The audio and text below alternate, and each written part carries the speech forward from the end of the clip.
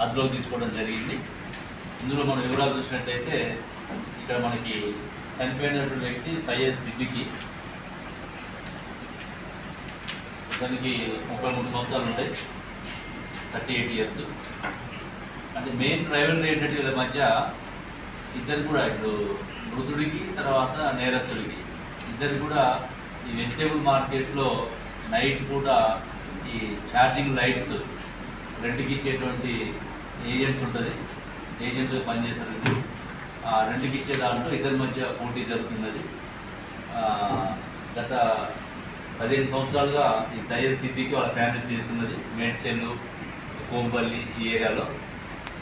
ఇక్కడ ఉన్నటువంటి మనకి A1 ఎవరైతే ఉన్నాడో నేరస్తుడు షేక్ అహ్మద్, వీళ్ళ ఫ్యామిలీ కూడా గత కొద్ది రోజులుగా ఈ వ్యాపారంలోకి రావడం జరిగింది. వీళ్ళ మధ్య ఈ వ్యాపారంలో పోటీ ఉండి మేడ్చెల్ పోలీస్ పరిధిలో 2 months బ్యాక్ కూడా ఒక కేసు నమోదైంది వీళ్ళ మీద. సయ్యద్ సిద్దికిని, ఇందులో ఎవరైతే మృతుడు ఉన్నాడో ఈ సిద్దికి ఇతన్ని కొట్టడం జరుగుతుంది. దాని మీద కేసు అయితే అక్కడ ఆ కేసులో విత్డ్రా చేసుకోమని అతను వీళ్ళ మీద ప్రెజర్ పెట్టడము, అదేవిధంగా రెడ్ల విషయంలో బ్యాటరీస్ ఇచ్చే దగ్గర కూడా మార్కెట్లలో కంటిన్యూగా వీళ్ళ మధ్య వాగ్వాదం జరుగుతున్నది.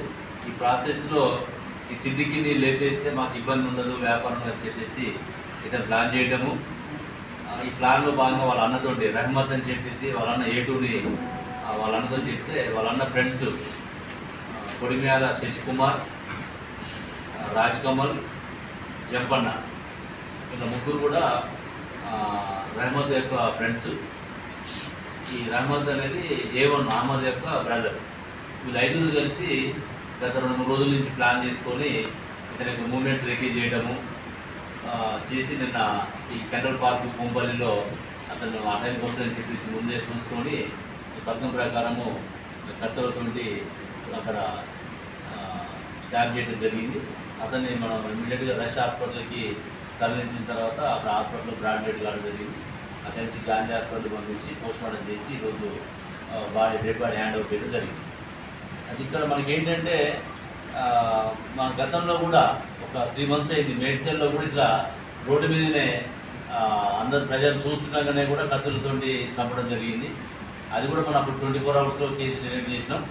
ఇది కూడా ఏంటంటే కనీసం జనాలు ఎవరు కూడా ఆపే ప్రయత్నం కానీ కొంచెం ఆపే ప్రయత్నం చేస్తే అతని ప్రాణాలు దక్కేవి. ఎవరు కూడా ఒక సోషల్ రెస్పాన్సిబిలిటీ లేకుండా ఉంటున్నారు. అక్కడ 100 మంది జన సమూహం ఉన్నది. ఆ ప్రాంతంలో ఇద్దరు ముగ్గురు వచ్చేసి ఫస్ట్ అతను అటాక్ చేయడము, అతను పారిపోయే ప్రయత్నం చేయడము, మళ్ళీ చేంజ్ చేయడము ఇవన్నీ జరిగినాయి. మా అప్పీల్ కూడా ఏంటంటే ప్రజలు కూడా అప్రమత్తం కావాలి. ఇది ఎవరికైనా జరగవచ్చు ఇట్లాంటిది, రీజన్స్ ఏదైనా ఉండండి కానీ అక్కడ మన కళ్ళ ముందు జరుగుతున్నప్పుడు ఆపడానికి ప్రయత్నం చేయాలని మేము రిక్వెస్ట్ చేస్తున్నాం. లేదంటే ఇమీడియట్గా పోలీస్ కన్నా మనకి కంప్లైంట్ చేస్తే నియరెస్ట్ మనకి పెట్రోల్ కార్స్ ఉన్నప్పుడు వచ్చే అవకాశం ఉంటుంది. కాబట్టి ఈ నేరస్తులు ఎవరైతే పబ్లిక్ ప్యానిక్ అయ్యే విధంగా వాళ్ళ మధ్య రైవలరీ ఉన్నదేమో కానీ ప్రజలు భయభ్రాంతికి గురి అయ్యే విధంగా చేశారు. కాబట్టి ఇమీడియట్గా మనం నైట్ వీళ్ళని పట్టుకోవడం జరిగింది. వీళ్ళ మీద ఇందులో A5 జంపన్న ఉన్నాడు. జంపన్న మీద కూడా ప్రీవియస్ హిస్టరీ ఉంది, మిగతా వాళ్ళ మీద క్రిమినల్ హిస్టరీ లేదు. ఈ జంపన్న మీద గతంలో 7 కేసులు నమోదయ్యి ఉన్నాయి. అవన్నీ కూడా ప్రాపర్టీ కేసులు, ఇళ్ళలో దొంగతనాలు, స్నాచింగ్ చేసిన కేసులు ఉన్నాయి. అతను బెయిల్ మీద వచ్చి బయట తిరుగుతున్నాడు. ఇప్పుడు అతని మీద కూడా బెయిల్ అపోజ్ చేసి మళ్ళీ బెయిల్ రాకుండా చేయడానికి రిపోర్ట్ పంపించడం జరుగుతుంది. మరి ఇందులో గుడ్ వర్క్ చేసినటువంటి అందరినీ కూడా ముఖ్యంగా CI విజయవర్ధను, DI Ajay, SOT inspector Shyamsundar Reddy, entire వాళ్ళ టీం అందరినీ కూడా నేను ప్రత్యేకంగా అభినందిస్తున్నాం. CP సార్ కూడా రివార్డ్స్ పంపడం జరుగుతున్నది. ఇందులో మనం ఈరోజు వీళ్ళు యమహా బైక్ మీదను ఒక షేర్ ఆటోలు రావడం జరిగింది. యమహా బైక్ని సీజ్ చేసినాం. అదేవిధంగా ఇక్కడ నైఫ్స్ ఏదైతే క్రైమ్లో వాడిదో ఆ నైఫ్స్ని కూడా సీజ్ చేయడం జరిగింది. మిగతా కూడా ఇక ఎవిడెన్స్ అంతా కూడా కలెక్ట్ చేసుకొని CC ఫుటేజెస్ ఇవన్నీ కోర్టులో వీళ్ళు ప్రొడ్యూస్ చేసి వీళ్ళకి తగిన శిక్ష పడే విధంగా చేస్తామని చెప్పి తెలియజేస్తాం.